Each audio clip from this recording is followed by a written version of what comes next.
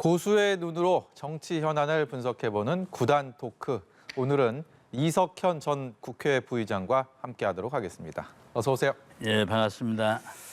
한덕수 총리 후보자의 국회 인준 과연 어떤 결론이 날지 관심이 많이 갑니다. 지금 조금 전에 국회 본회의 4시에 표결을 했어야 되는데 예. 2시간이 연기가 됐습니다. 그만큼 민주당에서도 고심이 깊은 상황인데 가결 혹은 부결 어떤 의미가 있습니까? 저는 가결 가능성이 있다고 보고 또 제 나름대로 생각을 말씀드리면 민주당이 동의해 주는 게 좋겠다 그런 생각입니다. 예. 하지만 이제 정호영 그 복지부 장관 후보자가 먼저 사퇴를 했었더라면 더 좋았을 텐데 그런 생각이 들고요. 그러나 민주당이 또 처음에 예.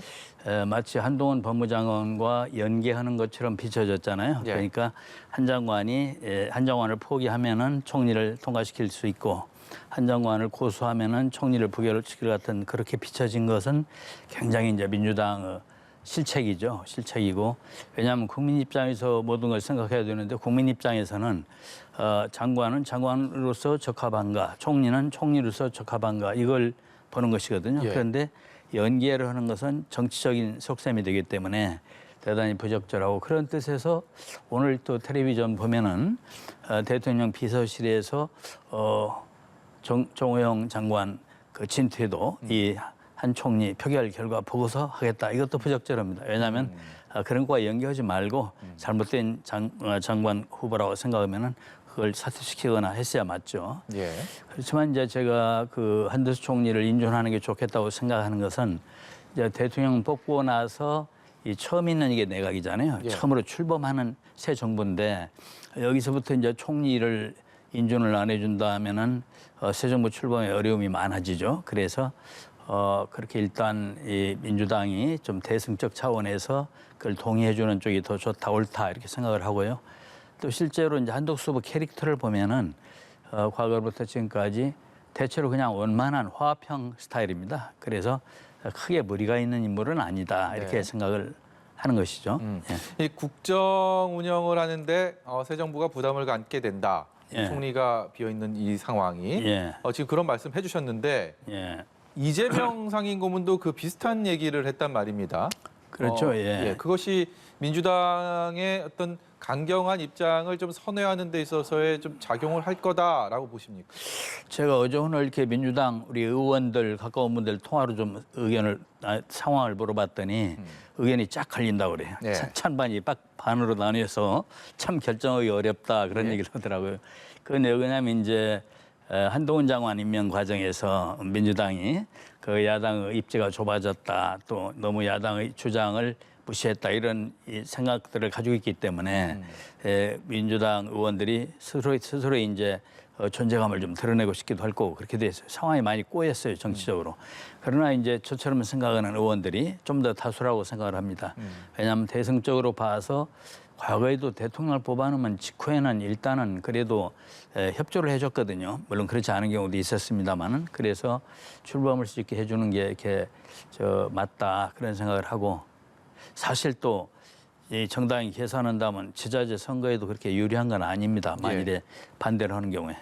이 선거를 눈앞에 두고 있기 때문에 예. 선거에 그렇게 유리하게 작용하지 않을 것이다라는 데는 비교적 많은 분들이 공감대를 갖고 있는데 예. 그럼에도 불구하고 민주당의 지도부는 굉장히 강경하단 말입니다. 그것이 이제 그 당내 초선 의원을 비롯해서 강성 의원들의 그 발언권이 세졌기 때문이죠. 왜냐하면 전에 이제 그 검수완박 그 문제로 여야가 합의했었는데 합의안을 깼던 거 아닙니까? 네. 깨서 그걸 나중에 강행 처리까지 하게 되는 그런 과정. 아까 얘기한 대로 장관 그동안 몇몇 장관을 임명하는 과정. 이게 이제 민주당 내의 강경파 입김을 강하게 오히려 키워가지고 당내에서 워낙 그게 반대가 크니까 민주당 지도부들도 그렇게 그러겠죠. 선거에 나가 있는 이재명 후보는 이걸 좀 잘 좋게 넘어가면 좋겠다 이 생각을 하겠죠. 예. 예. 국회 부의장 지내시면서 과거 국회는 예.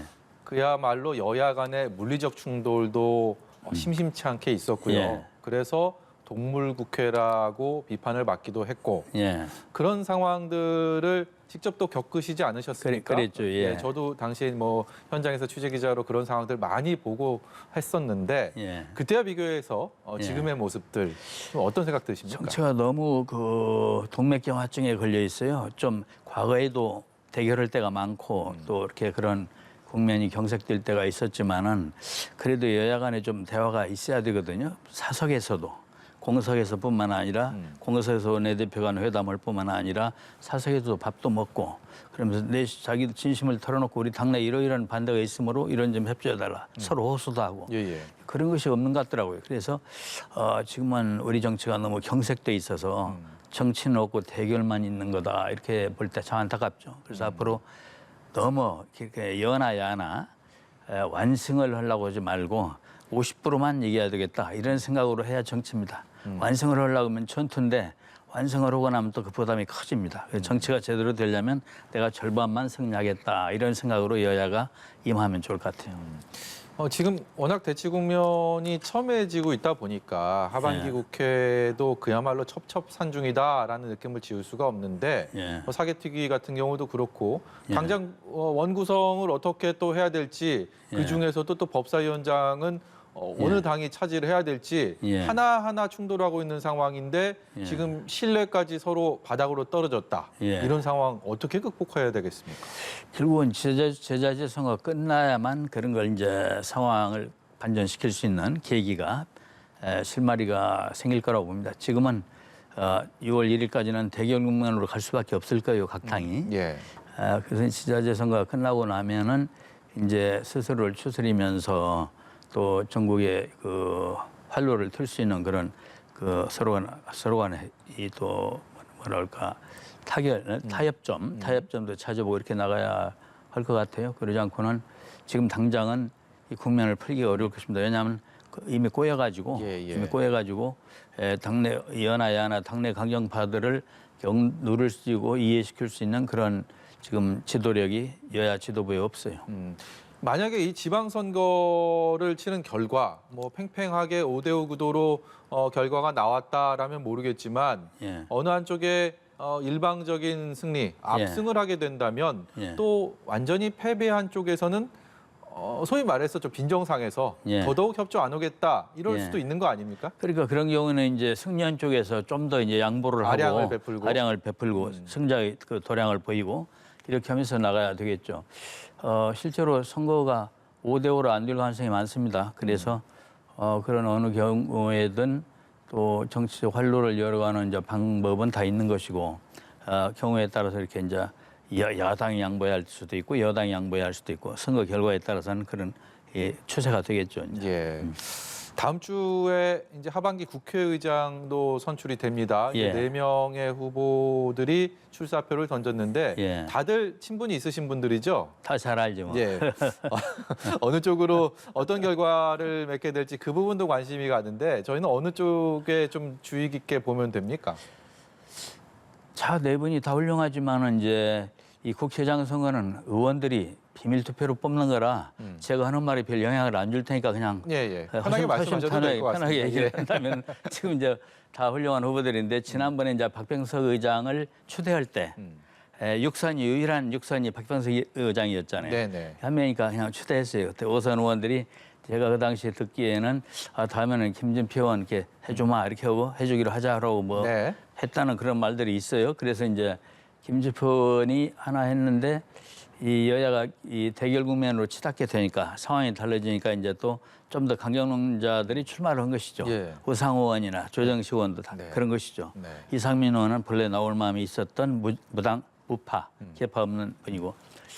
그래서 이제 저렇게 됐는데 지금 볼 때는 대체로 김진표 의원이 좀 더 다수 지지를 얻고 있는 거 아닌가 이렇게 보이더라고요. 예. 그건 거기는 아무래도 친문 의원들이 좀 더 있을 것이고 타선 의원들이 또 많이 있을 겁니다. 그리고 이제 그 다음에 우상호 의원이 또 있죠. 우상호 의원이 보니까 이제 더 좋은 미래, 또 민평년 이런 쪽 의원들이 아무래도 좀 더 이 신뢰가 있겠죠. 그래서 거기에 또 이제 몇몇 의원들이 중간에 있는 의원들이 또 지지 선언도 최근에 내부적으로 했다고 그러고. 그래서 그런데 이제 이상민 의원이 또 이제 그 이파저파인 의원들의 지지를 많이 얻을 거예요. 왜냐하면 네. 거기가 바른 말을 많이 해왔어요. 그동안에 당이 잘못하는 데 대해서 그렇죠. 이 빠른 소리를 많이 해와가지고 소리 없는 의원들의 지지가 좀 있어요. 그리고 이제 조정식 의원이 또 이제 지난번에 이재명 후보 캠프를 했잖아요. 그런 입장에서 또 대쉬하고 있고 이렇게 하고 있는데 이게 지금 2차 투표가 없습니다. 네. 제가 옛날에 국회 부의장 될 때 기억하시나 몰라요. 그때는 2차 투표가 제도적으로 있었습니다. 네. 1차 투표에서 그 소속 의원의 과반을 과반수를 못 얻으면은 1, 2등 놓고 2차 투표했거든요. 그렇죠. 근데 제가 바로 1차로 끝난 건 1차에서 과반수를 얻었잖아요, 그때. 네, 네. 2차 투표를 갔으면 제가 부의장 안 됐을 수도 있어요. 아. 예, 왜냐하면 2, 3위 간에 2, 3위가 또 연합을 수가 이렇게 있어요. 밀어주고 이런 부분들이 있으니까. 그렇습니다. 나는 그래서 그때 1차에 과반수 안 됐으면 제가 떨어질 거다 생각을 지금도 하고 있는데 가정을 할 수는 없는 거지만 지금 이번에는 당규에도 2차 투표 얘기가 없고 1차 투표로 끝나요. 끝나버리는군요. 예, 선관위에서도 그 2차 투표 얘기를 한 적이 없고 그러니까 한 표라도 이기면 국회의장이 되는 거네요. 종다수입니다.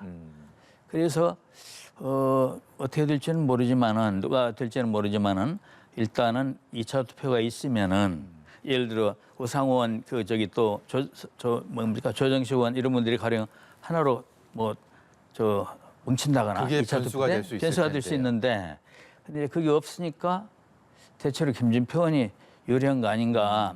그 뭐 제 말대로 되는 건 아닐 겁니다. 예. 다른 후보들이 섭섭하지 않게 바랍니다. 예. 소신 투표의 결과가 예. 하반기 국회의장의 얼굴을 확인할 수 있게 되겠군요. 그렇습니다. 예. 알겠습니다. 근데 국회의장이요. 예. 사실 국회의장이 되면 탈당을 하지 않습니까? 예. 그만큼 여야 어느 한쪽에 치우치지 않고 그렇습니다. 중도를 지키겠다라는 상징적인 부분인데 예. 아무리 그렇다 해도 또 팔이 안으로 굽는다고 예. 소속당에 전 소속 정당에 좀 유리한 예를 예. 들어서 이거 상정해 주십시오 하면 좀 받아주고 그러죠. 그런 부분들에 대해서 또 상대 쪽에서는 좀 불만을 표출하기 나름이고 이런 부분들은 좀 극복할 수 있는 그래서 부분이 지금 있을까요? 이제 보니까 아까 얘기한 의장 후보 4명이 서로 막 이렇게 민주당을 위해서 이렇게 뭐 싸우겠다 이렇게 하는 것은 참 모순입니다. 왜냐하면 국회의장이 중도를 하라고 중립을 지키고 공정하게 하라고 당적도 포기하게 탈당하게 하는 거 아닙니까 당선하면 그만큼 중도성이 필요하고 그런 뜻에서 둥글고 또 화합형어 그런 사람들이 필요한 건데 지금 후보들 막 공약하는 걸 신문에 난 걸 보면은 투사 뽑는 선거 같아요. 네. 당대표 선거 같고 대단히 잘못된 것이죠. 그래서 원래 국회의장이 하는 일은 여당도 있고 야당도 있어요. 모두를 다 아우르면서 원만하게 의사진행을 하자는 것이 목적이니까 그 취지에 본래의 취지에 맞게 그렇게 뽑는 게 맞고 지금 저렇게 가는 건 좀 비정상적인 흐름이죠. 그래서 그런 것은 우리가 좀 스스로 되돌아볼 필요가 있습니다. 전국 경색을 더 불러옵니다. 참. 예. 부의장님께서 의정 활동하시면서 외통위 그리고 국방위 의원으로 활동을 하셨고 지금도 또 민주평통 수석 부의장으로서 예. 이 한미 정상회담에 거는 기대감 예. 그리고 이런 상황에서 북한의 도발 가능성이 제기된 현재 이 한반도 상황들 예. 어떻게 보고 계신지 고견을 듣고 싶습니다. 지금 이제 북한이 핵실험을 하는 것이 기정사실로 돼 있잖아요. 예. 할 것이. 이제 이번에 그 바이든 대통령이 방한하는 건 이제 크게 3가지 의미가 있겠는데 첫째가 바로 그 한미 안보를 다시 한번 한미 동맹을 확실하게 재확인하고 네. 북한 핵에 대해서 바이든 방한 자체가 하나의 그 경고가 되는 것이죠. 그리고 이제 근데 하나 덧붙이면은 저는 북한 지금 왜 그 코로나가 만연하고 있잖아요. 그래서 국제기구인 코박스 같은 데서 북한에 대해서 대량으로 이 백신과 치료제를 공급하는 것, 또 의료품을 공급하는 것이 필요하거든요. 그런 일에 대해서 우리 한국이 준다, 미국이 준다, 절대 안 받을 겁니다. 네. 그냥 북한이 나름 명분을 앞세우기 때문에 지금까지 주장해온 명분하고 안 맞거든요. 예전에 식량 지원할 때도 그러지 않았습니까? 그때도 그랬습니다. 네. 그래서 국제기구가 지원하도록 하는 인도적 차원에서 그런 쪽인데 다만 그걸 위해서 한미가 뒤에서 힘을 써줘서 촉구해주는 코박스에 북한에 대한 대량 생명을 살리기 위해서 지원이 필요하지 않느냐 그런 역할을 우리가 해야 되고 그런 의지를 보여줄 필요가 있다고 봐요 이번에 방한 때도. 그리고 이제 그 두 번째로는 지금 이번에 그 반도체 동맹이라고 할 수도 있어요. 반도체에 대해서 서로 협력 관계를 재확인하는 그런 의미인데 네. 3나노가 지금 미국이 큰 관심 받는 거잖아요. 가서 이번에 평택 공장에 가서 그 부분에 대해서 설명을 들을 건데 1라인, 2라인만 해도 세계 제일이거든요. 트럼프 대통령이 깜짝 놀랐어요, 옛날에. 지금 3라인 건설하고 있는 건 더 큽니다. 네. 그래서 엄청난 규모로 세계 제1의 반도체 강국이잖아요. 그리고 대만이 뒤따라오고. 그래서 우리가 이제 앞으로 이 미래 반도체 기술 협력을, 첨단 기술 협력을 위해서 미국이 우리하고 굉장히 가깝게 손 내밀어 올 겁니다. 그리고 이제 제일 걱정된 세 번째 의미가 그 IPEF 가입이잖아요. 네, 인도 태평양 경제 프레임 네. 거기에 가입하는 문제인데 우리가 가입하기로 방침을 정했죠. 윤 대통령께서 한미 관계를 더욱 공조를 튼튼히 하면서 IPEF에도 가입하겠다는 방침을 세운 거기 때문에 앞으로 이제 그에 맞춰서 우리 정부와 협력을 잘 해나가야 되고 중국을 설득하는 일이 또 앞으로 남아 있어요. 중국은 이제 거기에 대해서 지금 불만을 많이 털어오고 있죠. 그리고 벌써 방한 기간 중에 서해안에서 뭔 군사훈련하겠다고 안 합니까? 예. 그러나 우리가 중국에 대해서는 어떤 입장을 취해야 되냐면은 우리는 안보에 있어서는 한미동맹이다. 그런데 경제에 있어서는 중국하고도 협력하고 미국하고도 협력한다. 이 입장을 거듭 재확인하면서 봐라 우리가 RCEP에도 가입하고 있지 않느냐. 중국이 주도하는 아시아 국가들과 관계하는 경제 이 협력처가 RCEP가 있지 않습니까? 예. 우리 가입했어요. 또 1대1로에도 함께하고 있어요.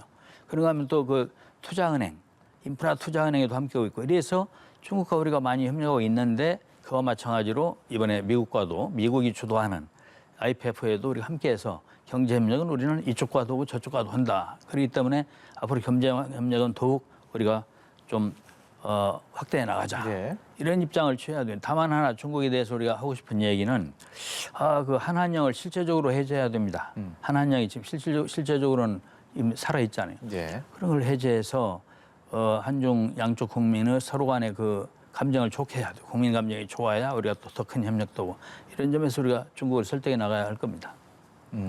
예. 마지막으로요. 예.